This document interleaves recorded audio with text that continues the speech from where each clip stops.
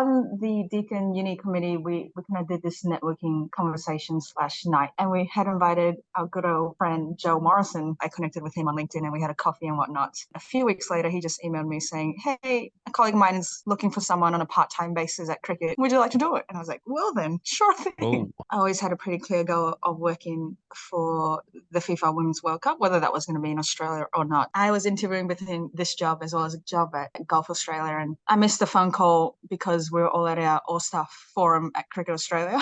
But then they shot me a text and I was like, hey, can't reach you, but we'd like to offer you the job. Can you give me a call back? And I was like, oh my goodness, the penalty shootout of the Matildas versus France. I was lucky enough to be in the crowd for that. And I'm telling you, the noise after Courtney Vine scored, unreal. It's going to live in my head rent-free for the rest of the time. G'day guys, coming up on the show today, we have Francesca Tay, or as we love to call her, Franny. Franny is the World Cup Legacy Program Manager at Football Australia, who has an incredible background with some epic organisations such as our beloved Cricket Australia. Lately, she's been heavily involved with the Matildas, and today she joins us to talk about what her role as a Legacy Manager is all about and what it looks like. Franny is super passionate about women's sports, events, operations, and she's had an incredible career journey so far that we are super keen to jump into. So let's go. I started volunteering. It's all about who you know in sport. Am I going to be calling the last 10 seconds of the grand final? You can connect with the interviewer. The hand goes up when they've got to make a decision. Having a network is one of the most important things you can do. I didn't necessarily follow my passion. I followed my curiosity. Once you've worked in sport, there's no going back. And then lo and behold, before I left, I got offered too. Hello and welcome to the Sports Grad Podcast, the ultimate guide to make it in the sports industry. I'm Ryan Walker, and joining me is the man from the Lagoon, Ruben Williams. We are two mates who met at Cricket Australia, and each week we learn how people made it in the sports industry. We tease out some of their career decisions, their work habits, their skills, and everything that they do that makes them great. Also that you can learn how to get in, get promoted, and get thriving in the sports industry. Mr. Lagoon himself, how are we, my friend? G'day, Ryan. I'm doing well, thank you. I've had a shower. I've used shampoo in my hair. I've shaved my face. I've come back. I've ditched the Tom Hanks castaway persona, and I'm feeling myself again. But I'm rejuvenated after a few nights at a Butterfly Valley in Turkey, which is a nice little cove that is only accessible by a boat, but provided one of the more spectacular work from anywhere desks that I've ever had in my life. It was only just last Monday morning that I logged on, tethered to my phone. We had a normal Monday morning catch up, and then it was straight into speed networking, where my backdrop was my tent and a few trees around me whilst I looked out into the ocean. So I thought this is pretty good. It was definitely giving Castaway vibes. Certainly. I almost regret I should have called you that at the start of the episode. But Mr. Lagoon or the Lagoon Man suits just fine. But yeah, that is one of the great work from anywhere spots, I must say. And yeah, speed. We're building a pretty good resume of speed networking spots now. We've got members who join from like literally doing their job. We've had Chris McPherson, who we had on the pod, join from literally emceeing a football match or a rugby match. I'm not sure what it was, but you've got a bit of a list going of pretty cool spots, which is great. So it's unreal. Yeah, absolutely. And the meetups are coming up real quick. We've got Franny Tay on the show today, who's going to be one of our panelists in Sydney. She's a wonderful friend of the show, and someone who's like my career is kind of like followed the entire way. Keep joking about, we're just going to follow each other from the next role to the next role. Yeah. But she's a wonderful advocate of what we do at Sports Grad and the benefits of networking and LinkedIn and getting your name out there. And one other person who is probably the best at that sort of stuff of anybody we've ever had on the podcast is a guy called Aman Alawalia. Those who listen to us regularly will know that we refer to Aman quite often. And recently in London, I finally got the chance to meet Aman. So us and Aman, we connected with him 3 years ago now, I reckon. I reckon he hit our inbox in like late 2020. and we connected with him so that he could be the first guest on the show in 2021. Yeah. And 3 years later, myself and Aman are finally in the same country at the same time. We crossed over in London for a total of about 3 hours. He arrived, touchdown at Heathrow at 7 a.m. He had to get to Euston train station to catch a train to Birmingham at 10:30, which meant he had about like an hour window of sitting at the train station waiting where he was available. And the night before, I'd just been at the Socceroos versus England at Wembley. And so the next day, I was also getting ready to take off to Turkey that afternoon. And went and met Aman for an hour. We sat there, had a coffee, sitting at the train station, and finally got to meet this person who I'd chatted to online so many times face to face, which was a wonderful experience when you get to connect with other people from the other side of the world. So it's funny how this podcast and just meeting random people on the sports industry journey leads to these wonderful connections. But that's what these meetups are all about. You never know who you are going to meet. In fact, it was the Sydney Meetup where I met Francesca, who I stayed with in Lisbon. So yeah, this is a big episode. And if you want to meet Franny, who knows what will come from it. Yeah, awesome, mate. I love that you met Aman. One of it, I reckon, if there was a Sports Grad Hall of Fame, he'd be in it. One of the first nominated. So it's unreal, and I love how you were just able to sit in the train station and have a coffee. You know, it doesn't need to be a big woo-ha, like let's get a drink or something. It's like, let's just fill some time together. So that is awesome. We were texting. We were like, we have to make this happen. Like, yeah. like, what time is your train leaving? I'll come to Birmingham if I have to. Like, we can't leave without seeing each other. Yeah. So good. Speaking of the community, what's been happening? Because there's a bunch happening at the moment, jobs included. So give us a rundown. Yeah, well, a huge shout out to the entire community, because the community have just hit 500 jobs for members, which is absolutely outstanding. I feel like it wasn't that long ago that we announced 450 jobs and 400 jobs. So like they're starting to take off. The amount of networking opportunities and job opportunities that are coming up inside the community is just snowballing the effect for members. So well done to everyone who's picked up a role in that time, in particularly to the 12 members who are joining the W and BBL as event day volunteers for the upcoming summer. The WBBL is about to kick off, and the BBL coming up around Christmas time too. So some amazing roles there. So well done to those members who have just jumped on one of them. We also have a bunch of roles that have been posted in the community. So if you are looking for one, make sure you jump on this tonight as soon as possible. Firstly, we got the partnerships manager role at FIBA Oceania, working with Amanda Jenkins, podcast guest from a couple of years ago. That would be an amazing opportunity to work with her. She's an absolute legend.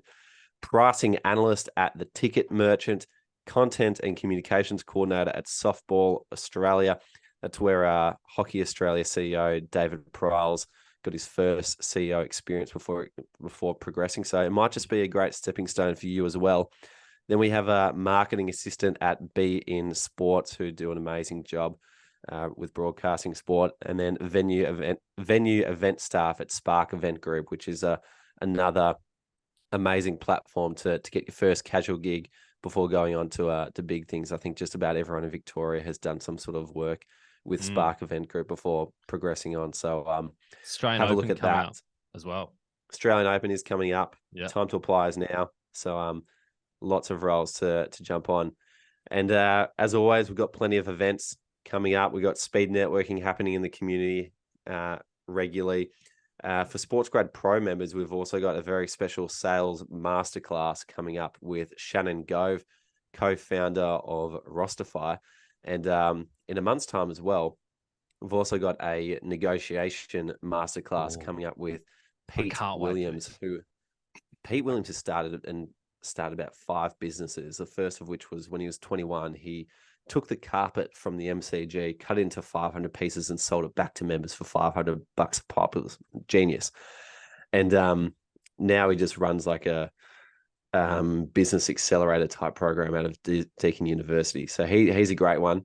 But if you want to stay on top of everything that's going on in sports grad world and get a few tips to help your career along the way, make sure that you subscribe to our newsletter. sportsgrad.com.au/newsletter is where you can grab that, and you won't miss a thing. Awesome, mate. Well, this is a massive episode, so let's get cracking. Enjoy this chat with Franny Tay. Before we jump into the episode, we've got a quick message from our good friends at Deakin University. Deakin has been a huge supporter of SportsGrad since day one. If you're currently studying or you've just finished studying, having a postgrad qualification in sports management on your resume can give you a huge leg up over other potential candidates applying for that same role. So if you want to pump up your resume and get specialised knowledge in sports behaviour, law, marketing, ethics, finance, governance and strategy, take a look at Deakin's postgrad qualifications. Their Master of Business in Sports Management is not one of, but the best one in Australia, ranked at number 1. So add a postgrad to your resume, and that's our tip for the episode. Franny, welcome to the SportsGrad podcast. Thanks for having me. I've been wondering when you guys are going to invite me. I just had FOMO of this time. I'm kidding. Really don't. Well, you were one of the OG guests, if you can cast your mind way back to, I think, probably 2018 when I dragged you out into the MCG and said, hey, Fran, can you be a guest on this rookie little YouTube channel? Do you remember that? I do. I also remember it was very, very windy. And I think like the day you released, when you did release it, I listened to it and I was like, all you hear is the wind. And look at you guys now with the fancy microphones and booths and everything. It's been a long journey since then, hasn't it? Not only was it the wind, it was also the day that they were turning the AFL ground into a cricket ground. So they were ripping up the middle of the pitch. So there's like wind going off. There's tractors in the middle, like digging up dirt. And in the background of all that, I'm trying to ask you questions about your career. So no one needs to go back and look at that. This will be a much better insight and hopefully a cleaner insight as well. Yeah, let's just delete that video off the internet. Every now and then someone finds it and I get a weird screenshot and let's get rid of it. But Ryan's right. It has been a long time coming because I didn't think about this until probably right now, but you are probably my oldest sports industry friend because we met back at Deakin University when I joined the Deakin University Sports Society and you were on the committee at the time, but you only lasted about 3 months that I was there, I think, because you quickly got whisked off to Cricket Australia because someone recommended you for a job, and we later reconnected there. But I was wondering, like, who recommended you for that job, and why do you think you got recommended before you'd even graduated uni? This is going to be a 4-second moment for yourself too. On the Deakin Uni Committee, we kind of did this networking conversation / nights, similar to what you guys do at SportsGrad. And we had invited our good old friend, Joe Morrison, to be a panelist. And so after kind of one of the events we had, I connected with him on LinkedIn and we had a coffee and whatnot. And then a few weeks later, he just emailed me saying, hey, a colleague of mine is looking for someone on a part-time basis at cricket. Would you like to do it? And I was like, well then, sure thing. And so literally that's kind of how it happened, through a coffee / connection with Joel.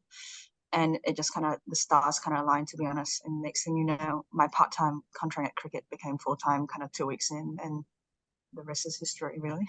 Amazing. Nice. Joel was also part of the OG YouTube series. And I didn't know Joel was the person who tipped you off because he was also the person who I called before my job interview and got all the tips and advice off. So there you go. Joel helping us both get into Cricket Australia. Yeah, I'm pretty sure he was also the face of like Deakin Sports alumni or whatever, because his face was on all the posters as well. And I was like, there was an agreement between Joel and Deakin where, a commercial agreement to put his mug on everything, which is fantastic. Sounds like the way to get a job in sports is just to get in touch with Joel. So those listening, just find him on LinkedIn and flick him a message. I'm sure he wouldn't mind a few hundred people getting in touch. Brilliant. Franny, well, we know you quite well, but our audience may not know you quite well. So as you know, you're a keen listener of the podcast, obviously. We do start each episode with some quick fire questions to get to know you a little bit better. So I'll start. Well, I think we've just touched on this, but what was your first ever job? Doesn't need to be post-uni, any job. Oh, I think my first ever job was literally at the KFC, the local KFC. And I did that the moment I turned 16. So, peak career moment nice. there. Putting in the work early. Absolutely. And then from there, I literally went to Schnitz. So I went from a chicken shop to another chicken shop. I was just like, this is the way. I'll just keep jumping from chicken shops. That's great. That's where those elite.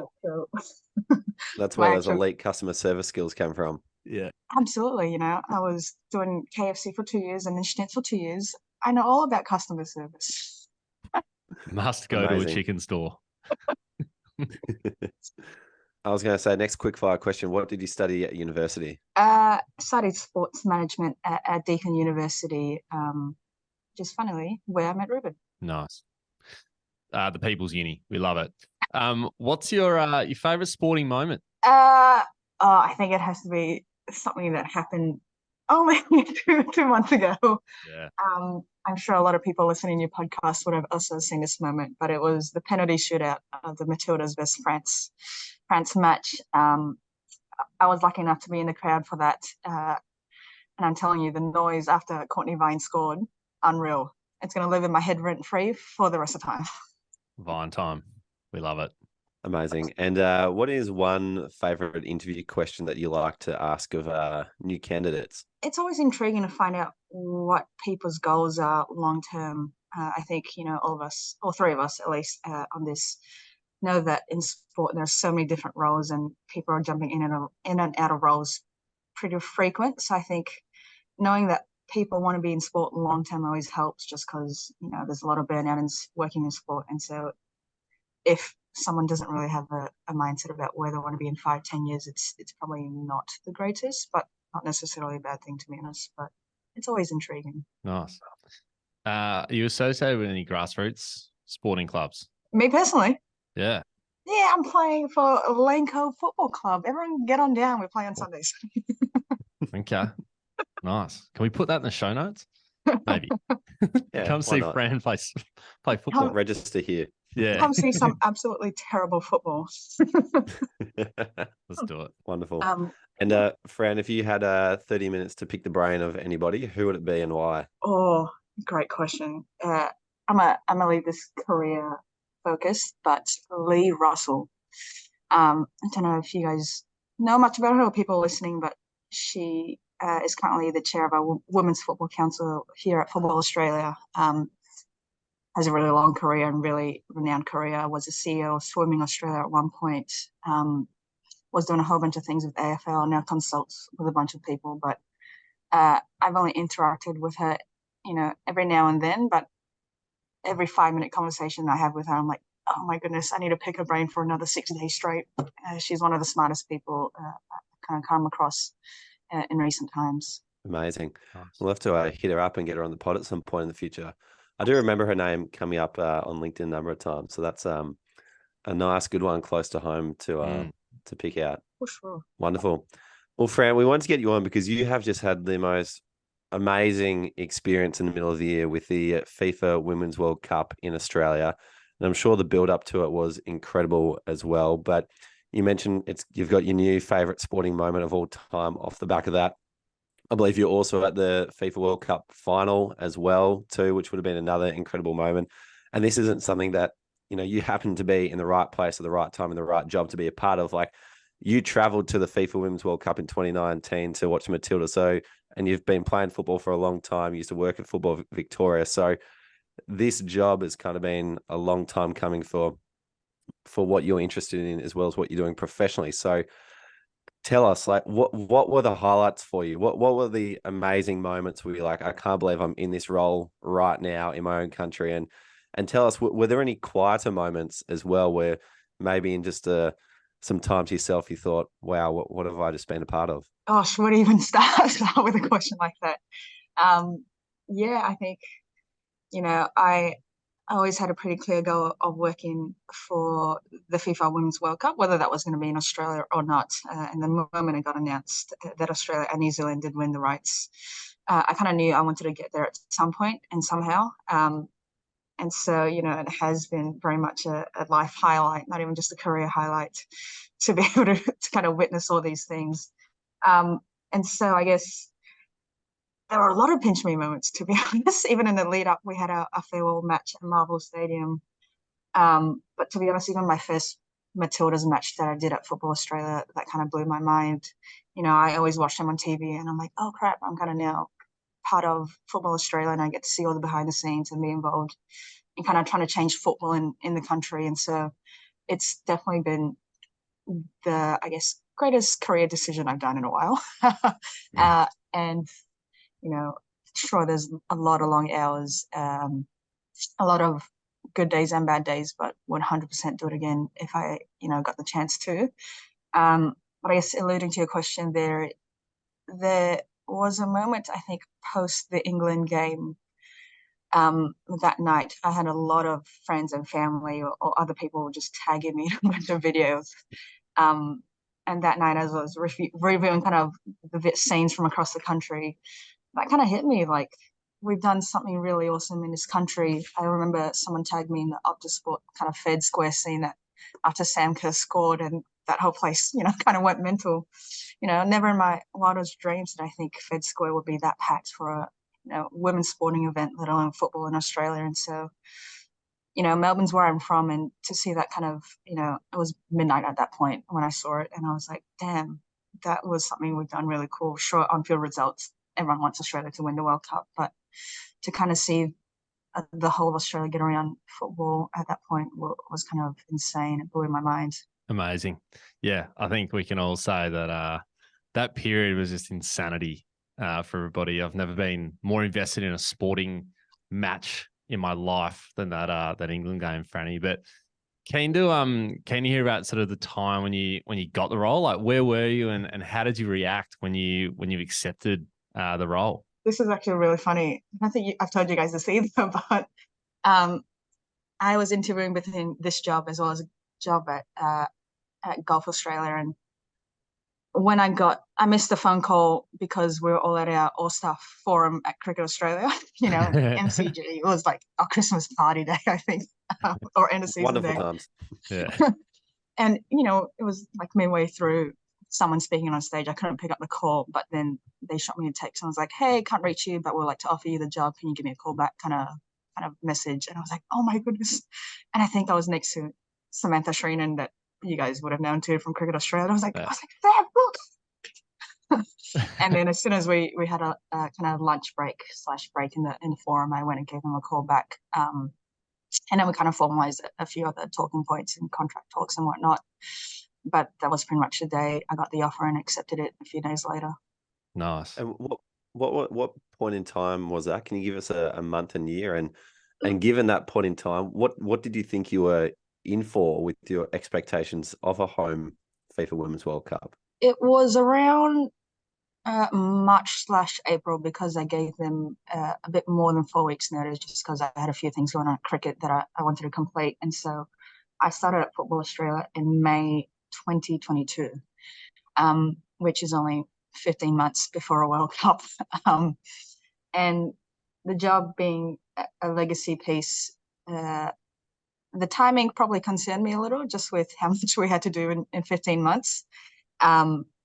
But, throughout my conversations with my now boss, as well as our head of, I got a lot of comfort in knowing that they've been thinking about this legacy piece for years in advance, pretty much since they won the bid.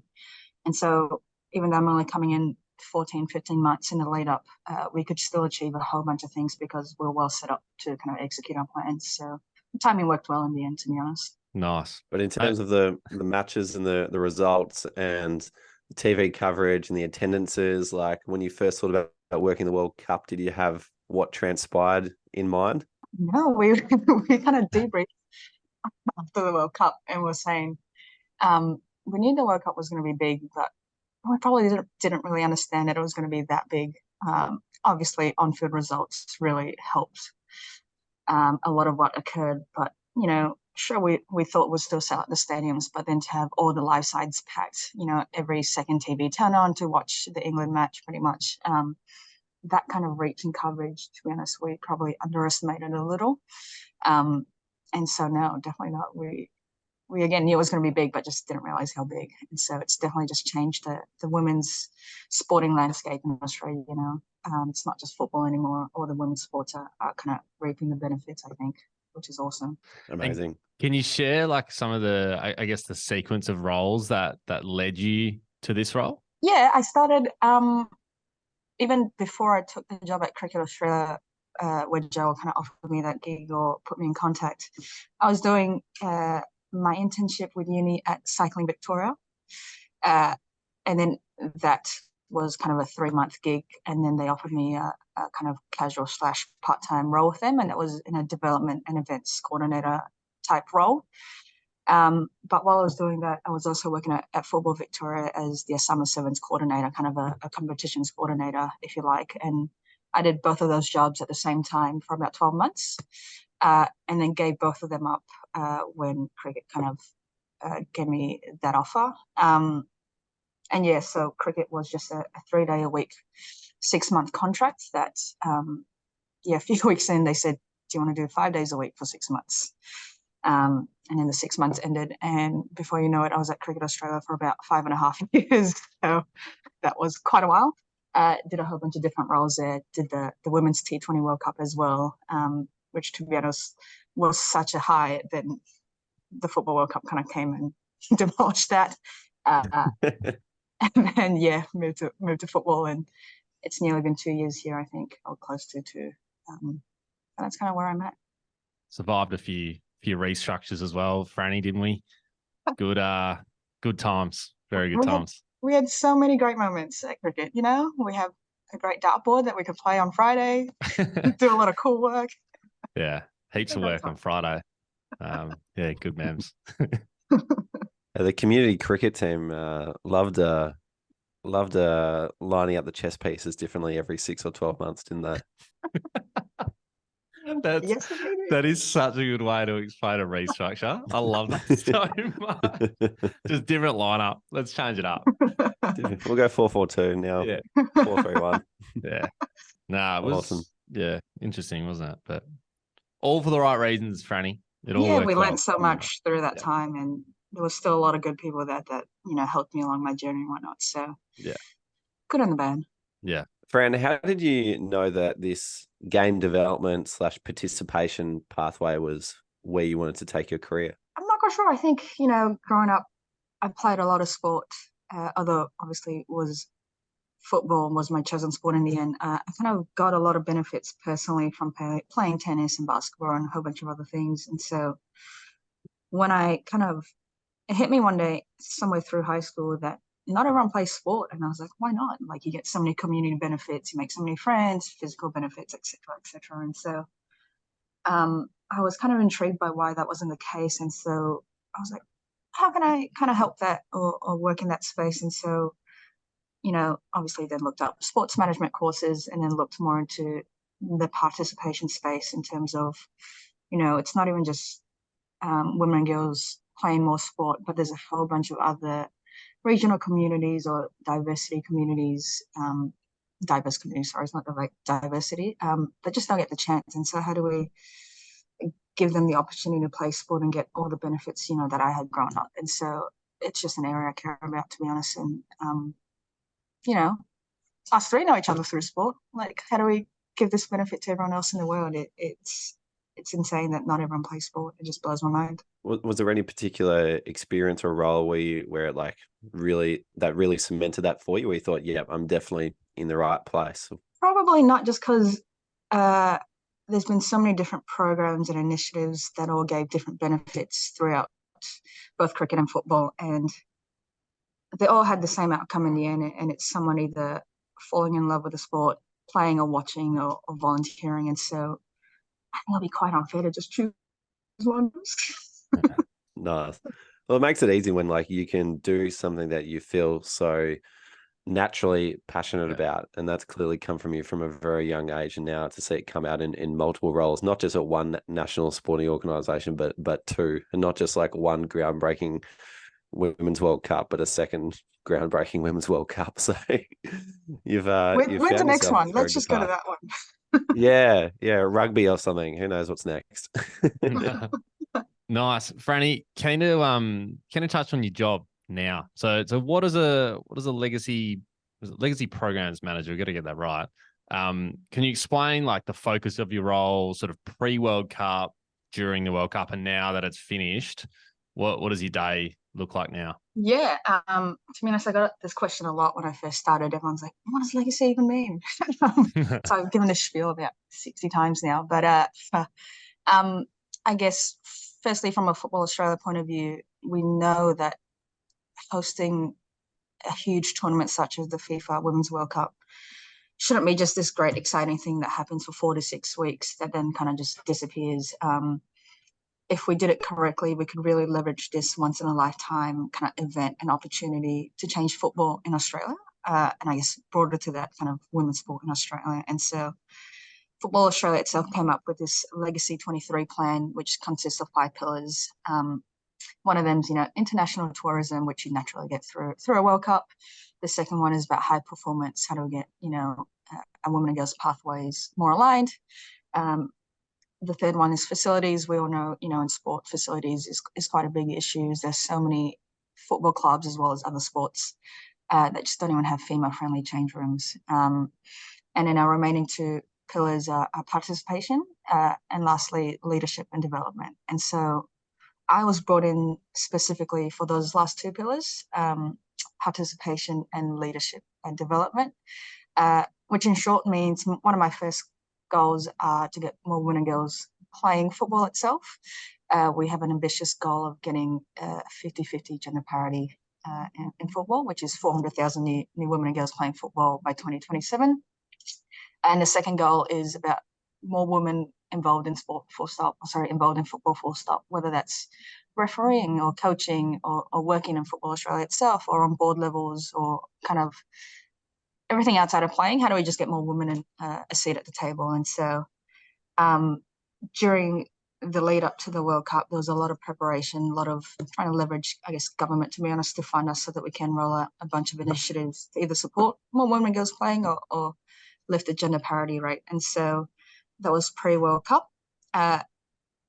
During the World Cup, to be honest, is still quite similar. As I think you could have seen, a lot of politicians came along to our games and we're trying to showcase football and why you should invest in football because, it brings all these communities together. But second to that, we did a whole bunch of women leadership conferences. We did a bunch of even young women's kind of leadership workshops as well that we would put people through to kind of elevate their leadership potential and be ready to be on boards and whatnot. So that was quite brief and my team just went off, but it's then there's a whole bunch of things under that in terms of trying to change the landscape at how we tackle both those issues. But post World Cup now, we still have the same aims, and those 5 pillars now become kind of BAU, to be honest, for Football Australia. And so I'm still right now focused on executing our women's leadership program that we've now done in 3 states. We're going to Perth next week to run one in Perth. Tasmania's about to have theirs as well, and that's all about getting more women working in football, to be honest. And so our goals don't really change. The title might eventually change from legacy to kind of women's football, but all our initiatives, the whole point is that it stays on post the World Cup. So we'll be working on these things for years to come. That was a really long answer, but you get my drift. Great answer. And that was wonderful. Very good answer. Very easy to understand, like what the goal is and what the purpose behind it is.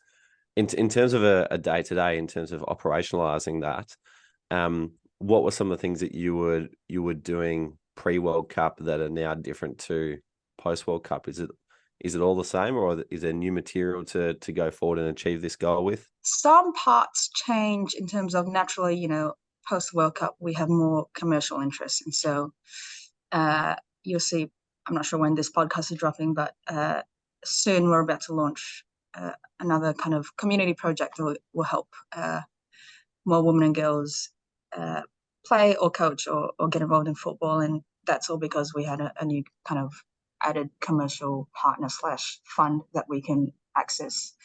Pre-World Cup, that was quite hard just because people weren't as interested or didn't think football was going to be as big as it was. And so that has definitely helped us in terms of, we don't really have to convince people anymore that women and girls sports is kind of a commercial property. Everyone now sees it. They know it. It's the first FIFA tournament that's kind of broken even / made money. And so that definitely helps. But in terms of the actual programs and initiatives, a lot of them still kind of continue the same, to be honest. We just have amplified a whole bunch of things by tenfold, instead of just trying one women and girls participation program, let's try 10, because we know the interest is out there now. We've got that much, I guess, evidence behind us that we can try a whole bunch of things and see how we land. What is the uptake or like the feeling from the people who are now part of your programs? How has that changed post World Cup, given everything that's happened with the Matildas and the results of the World Cup? I mean, everyone just loves football more now, don't they? But some things like summer football, for example, takes place normally across the country in a normal season. Like it happens in football in Victoria, in football New South Wales. But the kind of immediate kind of data or oversight we had was that all of those programs pretty much were sold out in terms of all the registrations were full immediately post the World Cup. And you might not necessarily have had that pre-World Cup. I know, for example, in my local comp, sometimes there's only 6 teams across the summer, but this season there's going to be a lot more. There's probably 3 more divisions now, to be honest. And so everyone's willing to try football, and even people that don't normally play football are wanting to find out more. We got a whole bunch of kind of data points on our websites, whether that's you're trying football for the first time or you're coming back, that we can leverage and try and put them in contact with the right people so that they can try football. And we're getting a lot more hits than we did pre-World Cup, that's for sure. It sounds like there's just like undeniable momentum, and it must be such a good feeling, because I guess for you, like in your job, you just get to harness all that good feels from like a World Cup and just keep that rolling. Like I'm sure there's been other events over the world where they might have hoped that a legacy program would be bigger than what it is, and like it's sort of the flame goes out a little bit. But it just sounds like this is just going to keep rolling on, and it's not going to stop because of how successful it was. So does that sort of like bring you a bit of I don't know, make you sort of proud and sort of so happy to get to work each day, because that like there's just so much energy around what you're doing? For sure. I think even before I took this job, I obviously looked into what legacy meant, for Olympics or for Commonwealth Games. And that was a common theme. A lot of people, or a lot of sporting organizations tried to execute legacy well, but just couldn't because, for example, with Olympics itself, you're a committee that fully disappears, whereas Football Australia obviously still stands, which I think was probably not the first, but it's quite rare for the legacy staff member to be part of the NSO as opposed to the LSE. I think, obviously at Commonwealth Games, the LSE staff members were based at the LSE, and so then naturally that company folded and, people disappeared, whereas, our team, as part of the women's football department and legacy, we all still stay on. So we are able to continue it and make sure we execute our plans that we have set. Our plan is until 2027.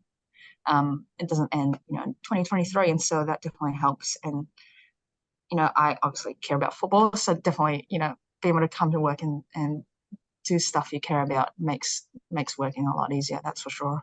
And I think most people that work in sports say that. We all enjoy our jobs, which is why we're here. And so, yes. Amazing.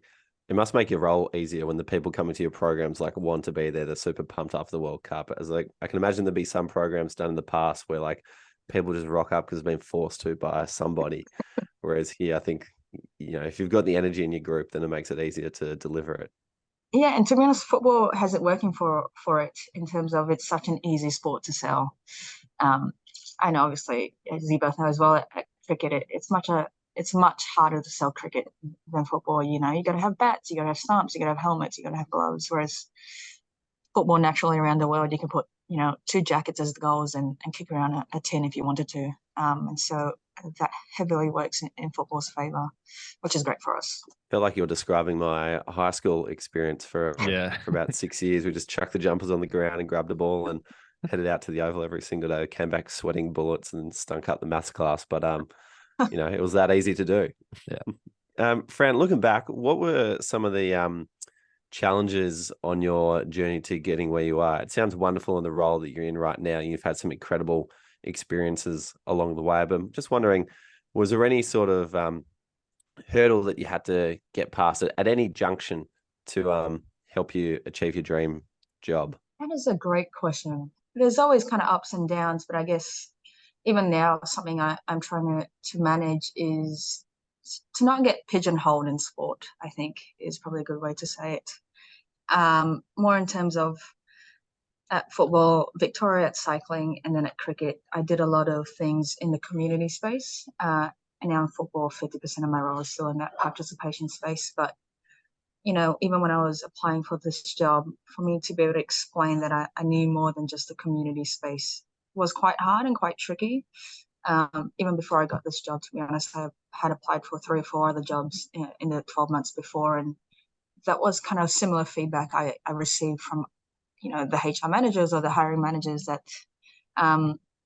that my expertise was in community. And one of them, for example, I applied for an event manager role at a sport, and they couldn't quite understand how my skills from community could be transferable to a different role. And so I had to do a lot of legwork to do extra PD at cricket and extra secondments at cricket to kind of upskill myself. And that's part of storytelling and even using LinkedIn to my advantage. And so I feel like even after this role, there will be a bit of that in terms of getting pigeonholed to community sport, which again, I love, so I don't mind staying in it. But for me to be able to try other sports and other roles, I think it is still a bit of a barrier. And, I'll just keep working at it and connecting with people and telling them the full story so that they can see how the skills can be transferred. But yeah, just something to be wary of, to be honest, in sport, because people, for example, are a marketing manager in one sport, will just do the same marketing manager role at 10 other sports. You don't really want to do that, I think. What were some of those upskilling areas that you had to work on? Were there courses, programs, other different things? What sort of stuff are we talking about? Yeah, so one of the greatest things to be honest, I did at Cricket Australia was I got put forward for the Women's Leaders in Sport program that the Sports Commission ran. Cricket Australia sent an email to all staff and saying we can put 7 people up. I was lucky enough to be selected. But that in itself not only gave me a bunch of skills that I now still use, but gave me a bunch of connections within the company itself that I could then leverage. And so, for example, one of them was Patrice, who works in team ops. And so she then at one point gave me a secondment as a team manager / put me forward for a team manager secondment with the ICC. And so now if I did want to go for a team ops role, I could kind of use that as an example. Sure, my role title might have said schools engagement officer or whatever it was, but I could lean and say, hey, for 4 weeks, I was a team manager. And so I did a lot of things like that. Whether that was, I did an event secondment, obviously, with our events team for Boxing Day. I then went to T20 World Cup and did a more team ops role as well.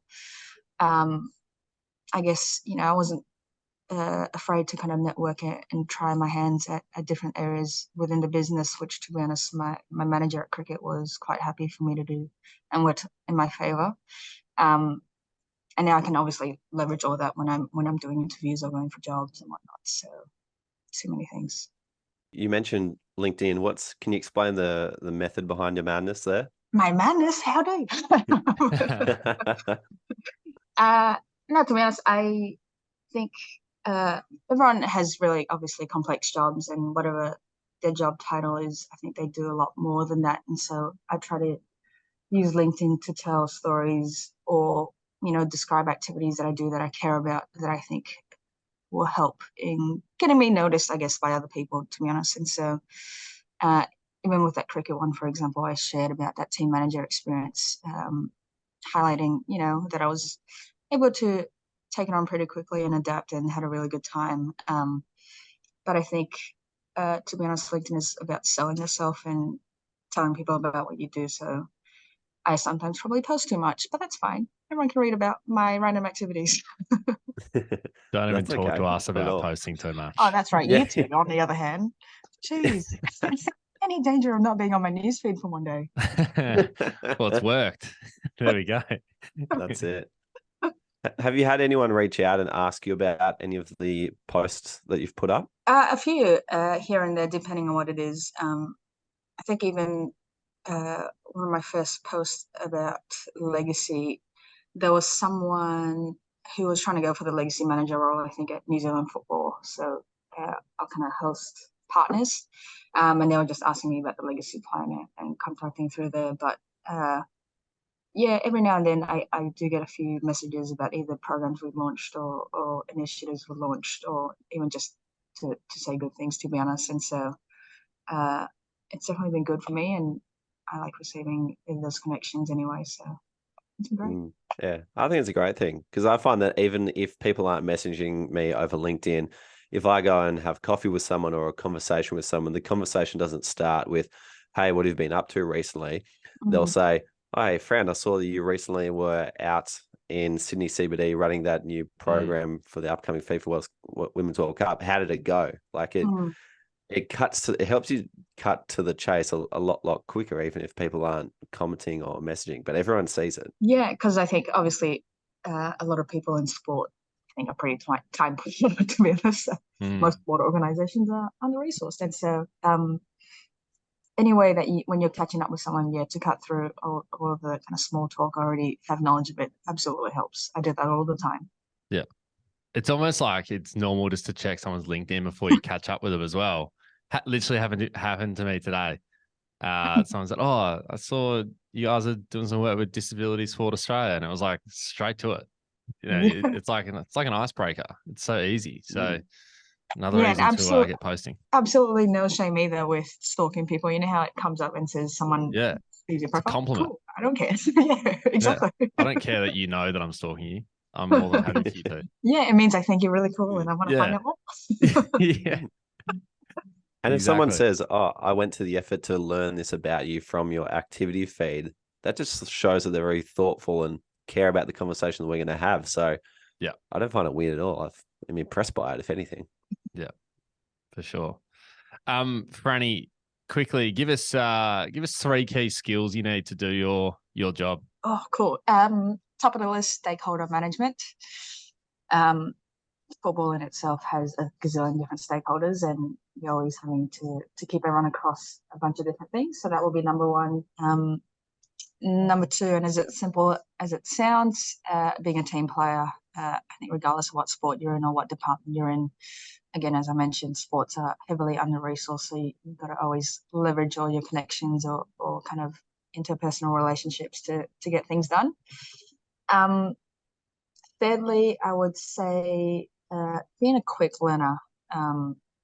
Again, we had to do a lot of things on the fly in the past 14, 16, 18 months, even at cricket as well. And so being able to pick things up quickly and kind of execute things well in a short time is always helpful. Quick cheat sheet for anyone looking to live the dream in multiple World Cups. Yeah. Fran, I'm guessing you mentioned Joel Morrison at the top of the episode. Have there been other people who have helped you along the way? And if so, what sort of impact have they had on your journey? I, to be honest, think I've been very lucky in this space. Cricket Australia gave me a lot of great connections just because of how big the organisation naturally is. You know, there's 250 staff or something like that. And so some of these people, mentors, they might not know they're mentors, but we, catch up on a regular basis and talk career chats and whatnot. And so, to be honest, a few of them are your kind of podcast guests. First one being, I think, even Belinda Kay. Kay. Oh, yep. Pronounced that wrong. Sorry, Belle. Even throughout all my time at cricket, we caught up every couple of months, even though, again, completely different department. She's in Big Bash, I'm in community. She always took the time out to kind of give me ideas, and I said I wanted to go into Rolex, what I need to do, and she'd be willing to help me out or even connect me with the right people. But second to that, another podcast guest of yours is Rana. Our good Rana friend. Hussain, legend. Yeah, we still catch up all the time, and I'm always intrigued at what she's doing, and she's always giving me such nice encouragements, which I think anyone that knows Rana knows she's one of the greatest humans of all time. But then throughout that, there's I guess a whole bunch of other people as well. I did an official mentor program where I had Neil Dalrymple, who was CEO of Bowls Australia at the time, and now like at the international bowls kind of level. we got paired up and we caught up every kind of 2 months as part of an official mentor program, and he was great for me as well. And then there's a bunch of other people, to be honest, anyone that I've interacted with that is willing to lend me their time and let me talk at them for half an hour. Absolutely. Does Jum Cornby get a mention in terms of playing a role? He does. Like I mentioned, he gave me a lot of chances to do a lot of things. Yeah. Really set me up here. But don't tell him that, because No. you don't want him to get a big head. He's a big listener of the show, so he'd be he'll hear this, so I'd be worried. How's James Cornby, your direct manager at Cricket Australia, right? Yeah, he was. And so again, he was very open for me, doing 2 or 4 weeks of comments and whatnot, and was supportive of me expanding my skill set. So he does, again, get a shout out, but we won't tell it to his face. No, not at all. What's next for you? Where do you want to end up? And I guess, like, how are you making yourself, I guess, prepared for what the future looks like? I know you mentioned you kind of always have to be learning and learning new skills and doing, things just to better yourself. But I guess what is that end goal? Where do you want to get to? There's so many goals. I think a clear one for me is to work at the Olympics, and I'm sure that's the goal of a lot of people, specifically the 2032 Olympics, and more probably in a sport operations role. And so whether that's for cricket or football or whatever it is, that's so far away. I've not really thought that far in terms of what I will need to do specifically, but I know that from now until probably 2030, I would be doing a lot of things to prepare myself to be ready for when a job does come up that I am interested in. And even now, to be honest, I'm keeping out for those that have started at Olympics and keeping them in my, hit up for coffee list next time I'm in Brisbane or next time someone else starts and they're based in the city I'm in. But yeah, always doing PD. I'm about to do another women's leadership course through football. They were kind of putting on for our staff here that is the same program we rolled out, but I think I might go in and do the program as well. But, I'm constantly networking and learning.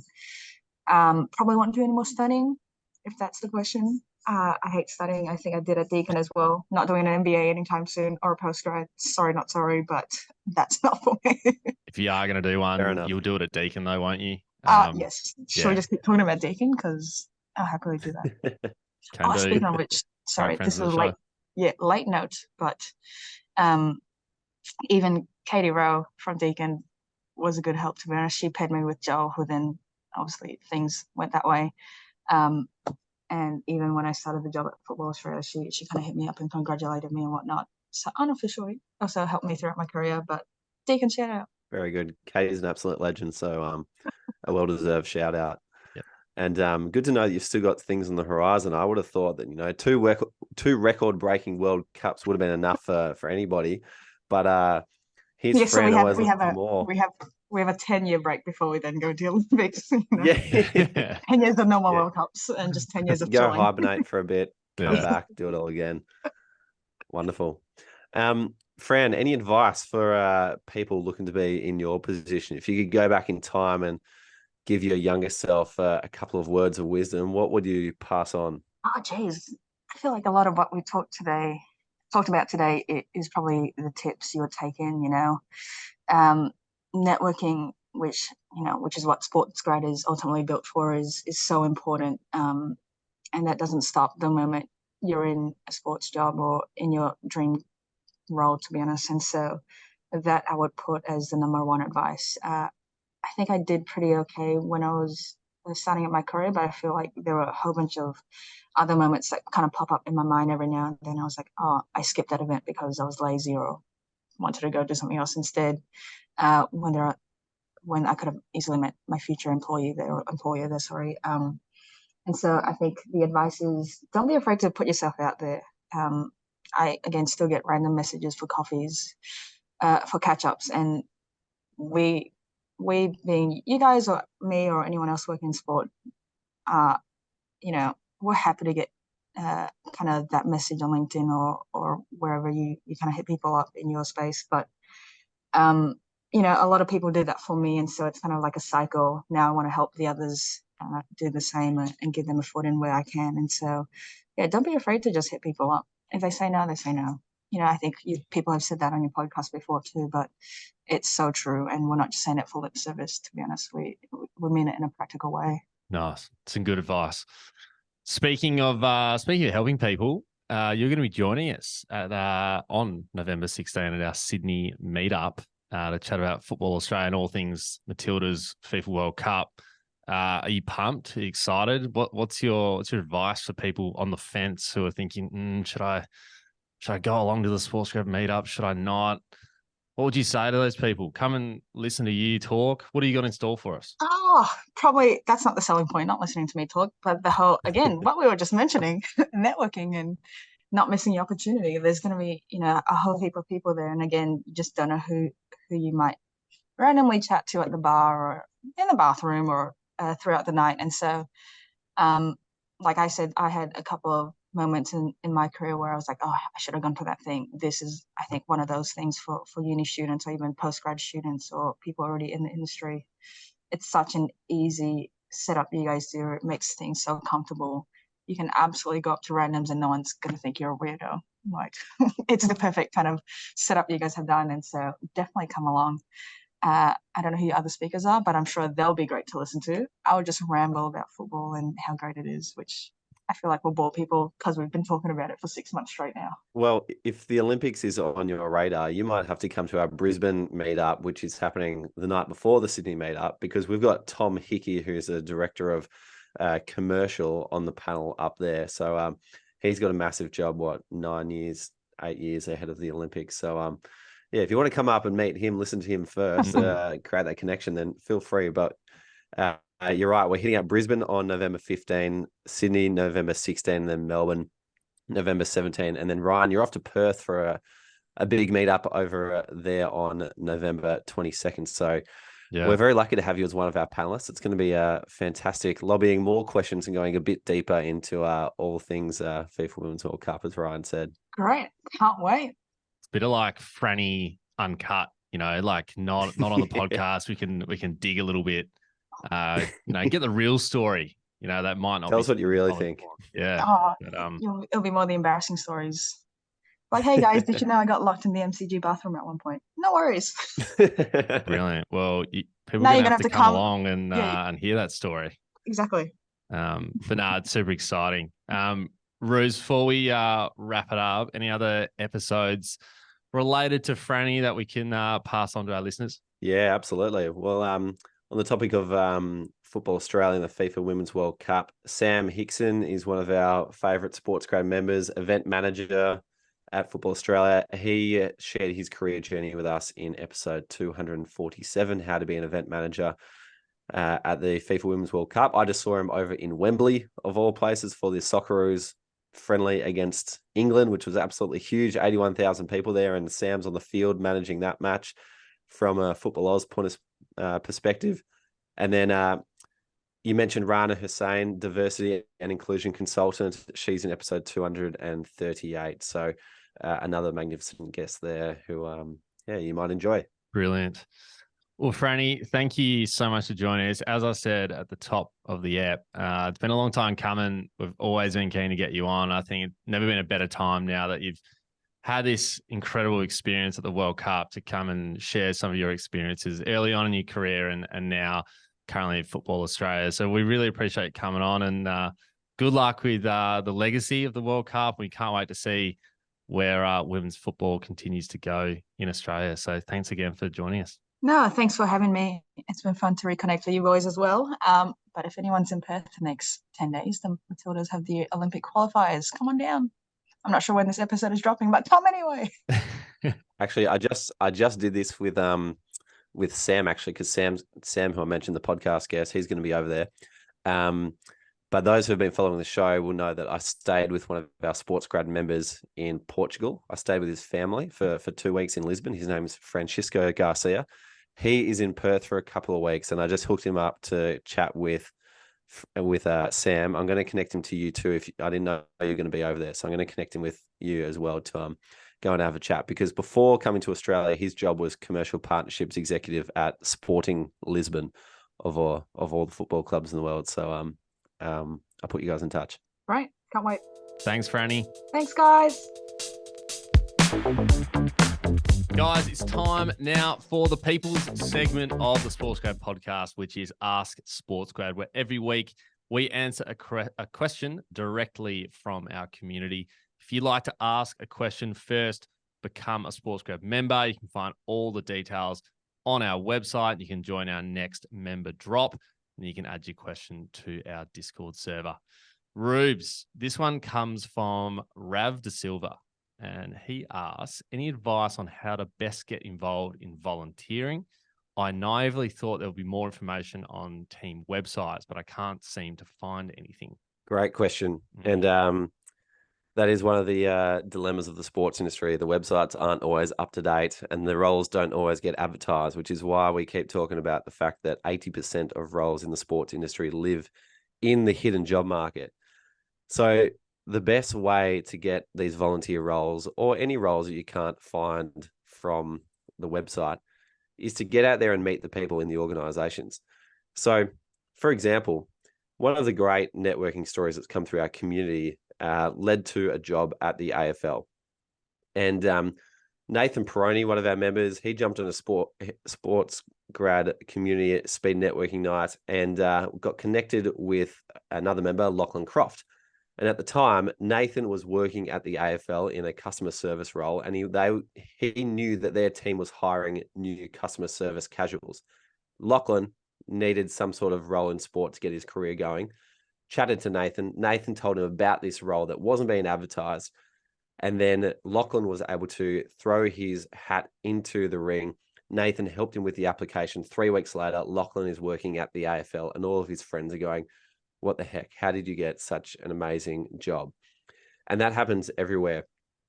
For example, like if you want to volunteer with Melbourne City FC this A-League season, then the best way is to chat to the other volunteers. And to be honest, there's about a dozen of them inside the Sports Grad community at the moment. So if you are a member, the best way to do that is to go into the offers and asks channel inside the community and say, hey guys, I'm looking for some volunteer opportunities. Is anybody volunteering in an organization right now who could use a few extra hands? And then from there, that's where these roles start to become available. For example, there is a friend of the show called Jasmine Karuna, who was working for AFL Europe over in London. And she's on her way back to Australia now, but she put her hand up to help out with the Socceroos matches in England. And she got connected with Sam Hickson, who we mentioned. And Sam said, hey, if you want, you can come and help us out at our match against New Zealand at the Brentford football ground.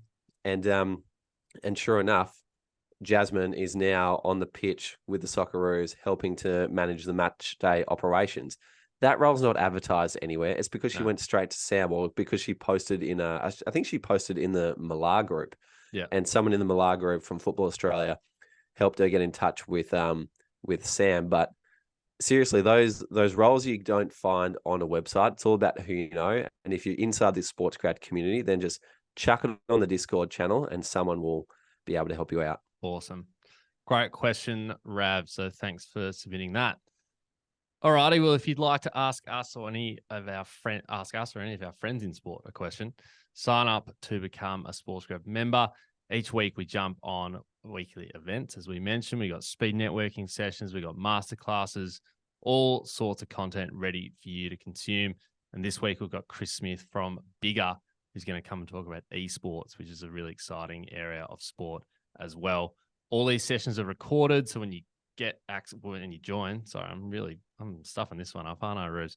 When you join, you get immediate access to over 60 hours, I think it is now, which is huge, of exclusive content. So jump on that. Finally, if you know someone who would love the pod, please send it on or give it a share. You can find us on LinkedIn, Insta, TikTok, and you can give us some love with a 5-star rating if you enjoy the show. Thanks for listening. See you next time. Hey guys, one last thing before you go. If you'd enjoy a quick email from us each Friday on all the latest job openings, networking events, Q&As with industry professionals, and latest podcast episodes, then subscribe to the SportsGrad newsletter. Head to our website, www.sportsgrad.com.au/newsletter to subscribe. There's also a link in our show notes to join.